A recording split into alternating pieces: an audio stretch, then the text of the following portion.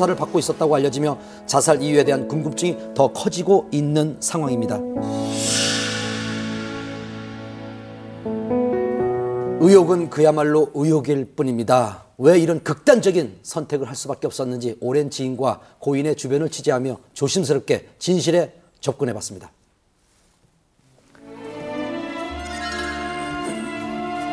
스타들에게 아버지라 불리던 연출가, 수많은 스타를 배출한 미다스의 손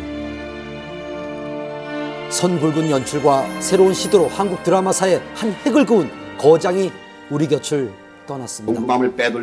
고 김종학 PD는 수사반장을 시작으로 여명의 눈동자, 모래시계, 백야 3.98, 태왕사신기, 신이 등을 연출한 스타 PD였습니다. 그동안 한국 드라마 독종, 독사라고 불릴 만큼 무서운 추진력과 카리스마를 보여줬던 그가 왜 극단적인 선택을 한 것일까요?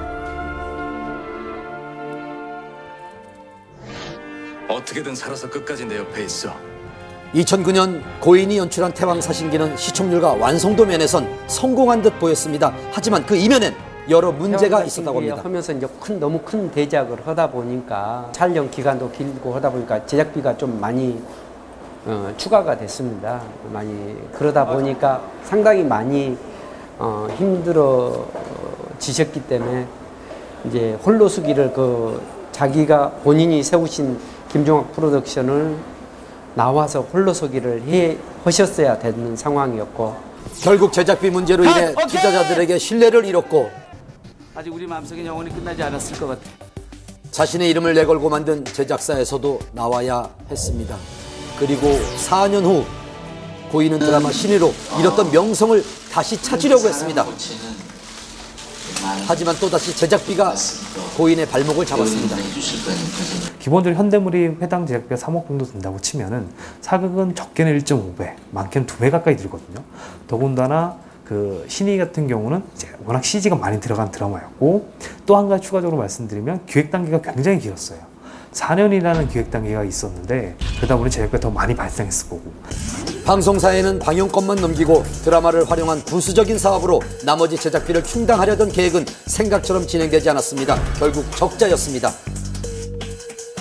거기다 초반에 3D 제작을 계획하면서 본격적인 촬영에 들어가기도 전에 이미 엄청난 비용이 발생을 했습니다. 그런 제작비 부담은 촬영하는 내내 고 김종학 PD를 힘들게 했다고 합니다. 신이 할 때 진짜 많이 힘들어 하셨거든요. 우리 찍을 때 또 전화가 오고 투자자들이 전화 오고 뭐 이런 식의 전화 오기 때문에 진짜 많이 힘들어 하셨어요. 제가 알기로는 신이 제작사가 몇 번을 바뀌었어요. 중간 과정에서 이제 감독님 입장에서 투자가 안 되니까 제작사를 이렇게 옮겨질 수밖에 없었고, 이런 과정에 있어서 경제적인 손실이 굉장히 많았던 걸로 알고 있습니다. 거기다가 드라마도 크게 성공하지 못하면서 종영 이후 후폭풍에 시달리게 됩니다.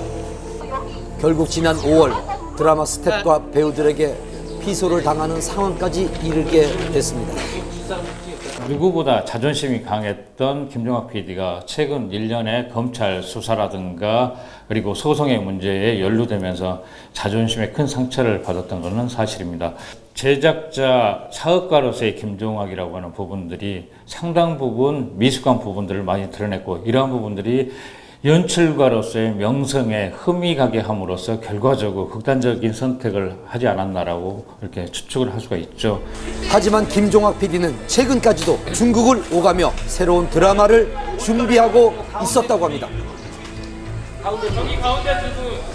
연출을 작품을 하셔가지고 스태프들이나 연기자들에게 본인이 뭐 도의적인 책임을 져야 되지 않냐 해서 조금이라도 어떻게 조금씩이라도 해서 가법을 생각으로 좀 중국에서 많이 뛰고 계셨었어요. 5일 전에 통화할 때 이랬고 진짜 작품 생각밖에 안 하셨거든요. 근데 진짜 며칠 사이에 이런 생각을 가지신 것 같아요. 며칠 전까지 통화하던 30년 지기의 죽음이 믿겨지지가 않습니다. 죄송합니다. 전혀 내색을 안 하셨어요. 이런 오늘 같은 일이 있을 거라고. 전혀 작품 생각밖에 안 하셨어요. 본인은 지금 실추된 이미지는 작품으로 보여줄 수밖에 없다라고 생각을 하셨기 때문에 이제 아예 포기하고 계셨었다면 제가 이렇지는 않을 텐데 진짜 의지가 굉장히 강하셨거든요.